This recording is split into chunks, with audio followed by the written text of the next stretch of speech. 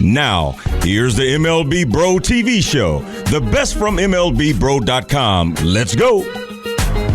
Welcome to the MLBbro show. My name is Jaelen Gilkey, and I have the privilege of being your host.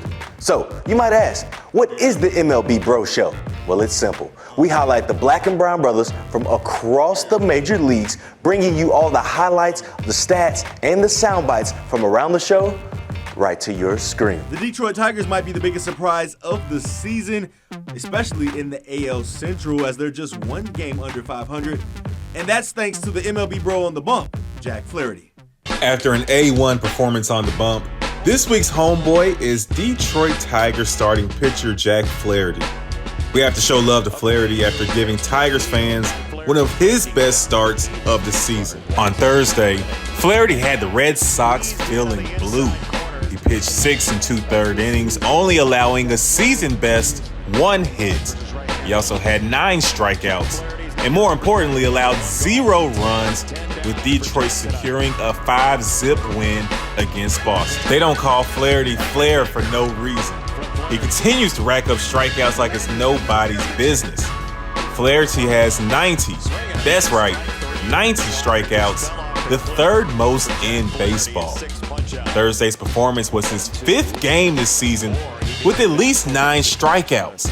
And that's why he is this week's homeboy. And staying up in the Motor City, Justin Henry Malloy hit his first career bro bomb. Malik Wright has more. All right, man, so just got done with your first session of Major League BP. You got the family out here, all your friends. So just tell me the emotions during your first day.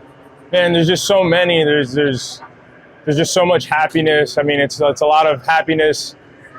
I mean, less for myself, but like more for like the people who helped me get to this point, and to be able to share that happiness with them. I mean, like my mom, my dad, like my coaches, like they're 10 times happier than I am, and I'm over the moon. So being able to just share these emotions with them is just been such a blessing for me.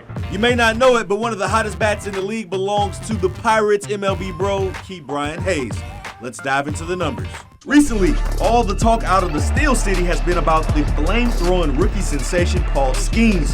But if you're really paying attention, over the last week, MLBbro Ke'Bryan Hayes has been swinging one of the hottest bats on the planet.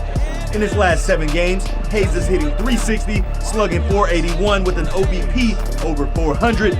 And on Saturday, up in Toronto, Hayes smoked a 2-run bomb to give the Buccos a 2-0 lead that they would never give up. Now it's time for your weekly history lesson, so let's tap in with a bro you need to know as we learn more about the fireballing right-handed pitcher, J.R. Richard. Fireballer J.R. Richard is a bro you need to know. He was an all-star, led the National League in strikeouts 2 seasons, and was inducted into the Houston Astros Hall of Fame. J.R. Richard was drafted by the Houston Astros with the 2nd overall pick in the 1969 amateur baseball draft. He made his major league debut with the Astros in 1971. After bouncing back and forth between the majors and the minors, Richard finally had a breakout season in 1976. He finished the year 20-15, 14 complete games, 3 shutouts, and 214 strikeouts in 291 innings of work. We end this week's episode up in Queens at Citi Field as the Mets finally honor one of the greatest to ever lace up the cleats, Darryl Strawberry. How do we remember Straw? I mean, here's another superstar Hall of Fame type talent that when you look back, because of the complexity of his circumstance, that it's really another one of those net players like Doc Gooden, who you just think, wow, did he fully reach his potential? No. To answer your question, how we remember Darryl Strawberry is one of the biggest what-ifs in baseball history. It's amazing how much interlocked are the careers of Doc and Darryl. I mean, they're just synonymous. You can't mention one without the other. And I think they're just the biggest case examples of too much too fast, too much too soon. The benchmark for most Hall of Famers is if you hit the holy grail of 400 home runs, you're pretty much considered, with his entire body of work, almost a shoo-in for the Hall of Fame. I just think that sometimes you have to, look a little bit past the off the field stuff.